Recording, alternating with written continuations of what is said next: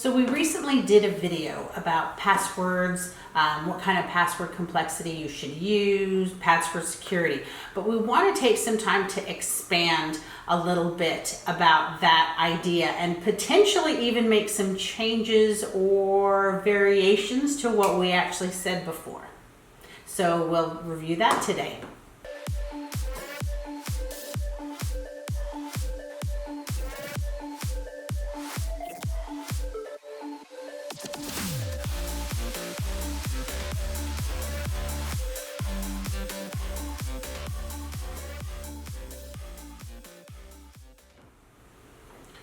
So one of the things that I kind of thought about after the fact that we did the last video was how did we get to the point where password complexity was a thing, and where did we come up with, hey, you need to change your password all the time? And basically it goes back to a standard that was set in 2003 by a guy named BURR, who was doing the NIST standards, security standards back then. And his whole thing was, yes, password complexity, change it very often. And so the reality is, in about 2016, he came out and said, yeah, I was wrong about that. And so the reality is there's tools out there that a lot of people use, like Hashcat. And what Hashcat allows somebody to do is to basically crack your hash, which is what is used to actually log in with your credentials. It's not actually the password itself, it's the hash that's created. So with a very complex password that I would say was complex, with special characters, different capitals, numeric values, basically a 12-character password with Hashcat can be cracked in about 3 days. So to review, I would say, number one, think length, not complexity. So again, 12-character complex password, 3 days. But something maybe several words, even be short words, it's maybe 25, 30 characters, could take them 300, 500 years to crack.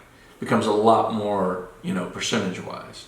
So think words, think black Mercedes tires move quickly. That seems really long, but it could be something along those lines. Orange fox jumps over brown log. Now, when you say that, you're talking about like no caps, so it is irrelevant if we capitalize that sentence or not. I hate to say it, but reality is it's just the length of the password. So if you want to use caps, use caps. If you don't want to use caps, don't use caps. You don't want special characters, don't use special characters. The length of the password is the most important feature. Next, keep it weird. The more crazier it sounds, it may make sense to you. Things that come to my mind would be like bad lip reading Star Wars, like the whole, it had chicken head with duck feet type of a thing. If it makes sense to you, but not the whole world, probably a pretty good thing to follow. Also, too, don't bunch up the special characters. In other words, don't use returning characters over and over again. Don't just do 25 number ones, and that's your password. Yeah, length is important, but try not to use the same characters over and over again. Another good thing would be, don't use the same password for every single site. Try to break it up still. In other words, the bank login has a different password than your work computer and your home computer. They all have different passwords. I know that can get a little tricky, but maybe you just kind of, figure that one out on your own. But we did have that conversation the last time, because what happens is if you have your Target password and Target gets hacked and you use that password for every other site that you use, at that point they have your password for every other potential site you use, and that includes usernames as well. It's very true. You can use password management tools, not to give out a particular name, but LastPass comes to mind.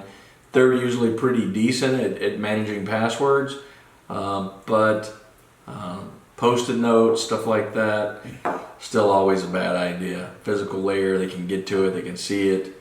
You have the guy who was in charge of all the national security portion for Hawaii, and he he basically sent out, he controlled all the message boards for the state of Hawaii, and he had his login credentials on a little sticky note behind his computer when he did some kind of webinar, and somebody caught view of it, and they sent out phony messages saying North Korea was sending nuclear warheads to Hawaii, and everybody thought they were going to die within the hour. But obviously there was no real nuclear warhead. But my point is, you think that your passwords are secure by being on your desk. That's not always the case, especially now with COVID and all the webinars and everything going on. It's highly possible that those things can get visibly seen. Another nice thing, once you set it, you don't have to change the passwords all the time. I mean, honestly, by logging in and changing your password, you're taking the chance that your password could get compromised. So no real need to come in and change every 90 days. And if you're an IT administrator and you're making your people change their password, I know there's a HIPAA standard out there, so I know you got to abide by that, but I would give them the maximum amount of time that the users have. Don't make them change their password every Well, that's assuming that you're actually following the length complexity and they're not using a five-digit password. But even then, make them have the longer password. Don't have them, change the password every 30 days. And kind of chill out about it a little bit. I think everybody's concerned about getting hacked and all these things. Don't overthink it. I mean, just kind of keep it simple. I know this goes against what a lot of people say, and a lot of people may disagree with me, but this is just the reality on what we're seeing on the security front. And then the other thing I would say is, if you have the possibility, these are secure apps, make sure it has at least 2FA or MFA, two-factor or multi-factor authentication. Layer up the security of the application. That's just smart thinking. And if you follow those standards, length, not complexity. I'm not telling you that you can't have complex, but my point is, you're better off with length than you are with complexity.